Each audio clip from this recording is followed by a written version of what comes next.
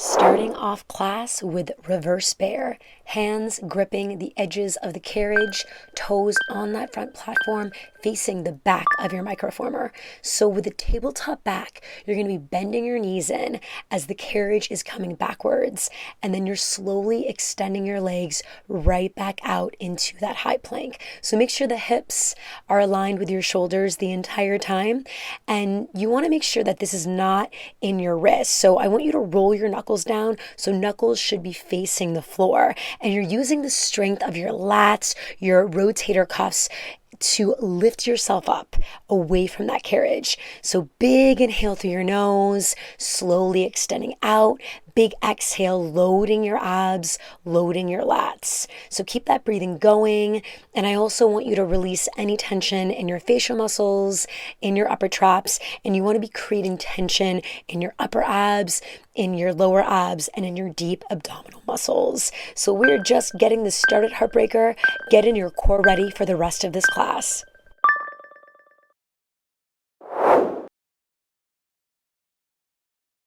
So we're going to be holding a quadruped position for 10 seconds and then getting into bear crunches for 10 seconds. So bring your knees directly underneath your hips, holding it right here, shoulders stacked on top of your wrist, hips on top of the knees, holding this. Now we got some bear crunches. So hips up, hips down, hips up, hips down, hips up, hips down, hips up, hips down. Getting back into that bear hold in 3, 2, and back into the bear hold. Round 2. Hips right on top of your knees, shoulders right on top of your wrists. You're activating your lats, activating your core muscles. We got those crunches. 3, 2, and hips up, hips down, hips up, hips down. Keep it going. Lower abs activating. Hips up, hips down. Keep going. Hips up, hips down. Back to that bear hold. 3, 2, and hold it right here. Hips underneath in alignment with your knees. Shoulders on top of your wrists. Holding that quadruped position, and last bear crunches, and hips up, hips down, hips up, hips down. Keep breathing. Feel the lower abs burning and activating, keeping your shoulders nice and strong. Hips up, hips down.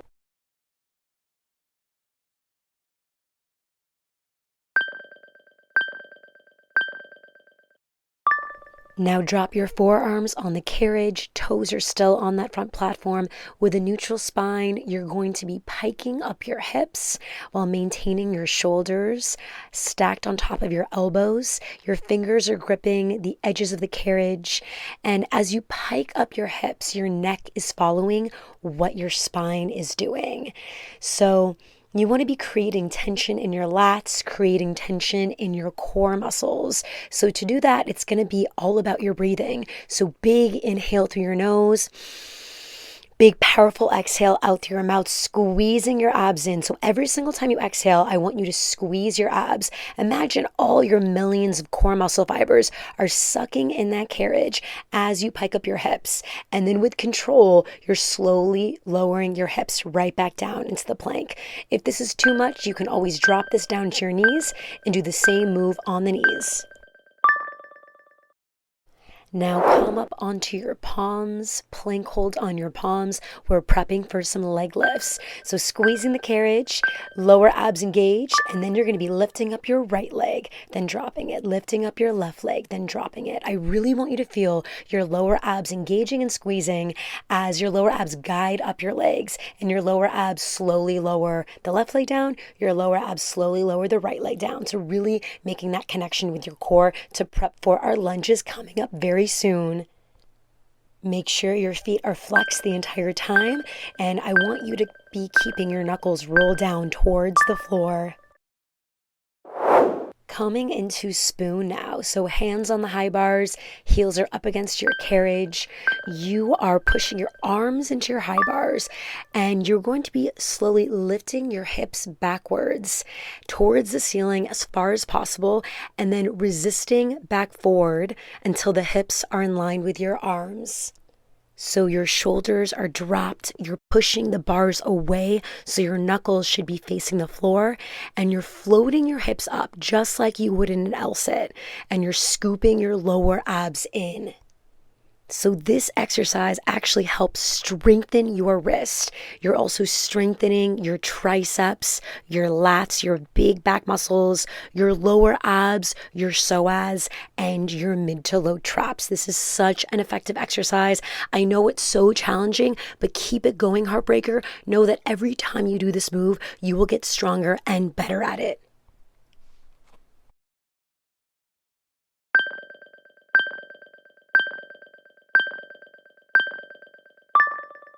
Next is stationary lunge, left side. So left foot is on the carriage, right foot is on the front platform. You're creating a 90-degree angle with your left leg and a 90-degree angle with your right leg.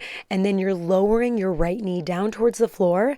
And then the glute and hamstring of your left leg is pulling your right leg up. So this exercise is brilliant at opening up your hips. So if you sit down a lot during the week, this exercise is healing your hips. If the exercise feels too intense for your hips, you can always hinge your torso forwards. So you want to be digging your left heel into the carriage every time you rise right back up, because it's helping activate your left calf, your left hamstring, your left glute. So really smashing through that left heel, keeping that carriage super stable. All the while your abs are activating big time to keep you in proper alignment and form. And if this is just way too intense, just create a smaller range of motion with your lower body. Heartbreaker. Now pivot to your right foot on the front platform, left foot is lightly on the carriage, and you're going to be getting into a one-legged squat. So your hips are going to be sitting backwards into space, and then you're digging all of your weight in that right heel, driving your hips forward and squeezing your glutes at the top to get the most gluteal activation. So the emphasis on this exercise is your right calf, your right hamstring, your right glute. We are taking a slight break from that left leg. Make sure that that right foot is slightly turned out as well, and make sure that you're not pronating with your right foot either. So your left leg should feel as light as a feather, and really feel all of your weight in that right heel. So I want you to imagine all of your core muscles are sucking in that left leg, sucking the carriage in. I want you to connect your right backside to your core. Keep it going, Heartbreaker. Keep breathing. You have absolutely got this.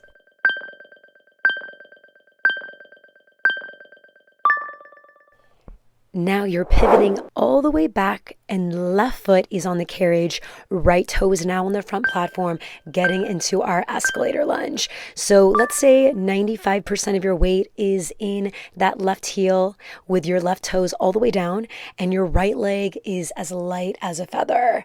So you are bending your left knee, extending your back leg out. You are gliding down to 90 degrees, pausing. Then I want your left heel to smash through that carriage to feel the activation of your left calf, your left hamstring, your left glute. And I really want you to feel your lower abs, your deep core muscles sucking in that carriage every single time you rise up. So big inhale through your nose. Coming down, pausing, exhale, feeling your pelvic floor muscles, your lower abs, your core, sucking that carriage in. It's so easy to do this workout and to not engage the core. So you want to be cognizant of the core the entire time. You are keeping your front left knee in line with your ankle, and you're hinging your hips and letting your chest follow the angle of your hips.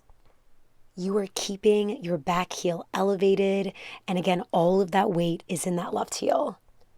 You are also squeezing your shoulder blades together, and you're feeling your lats keeping you upright with that beautiful posture. So make sure that you're not slumping your upper body down.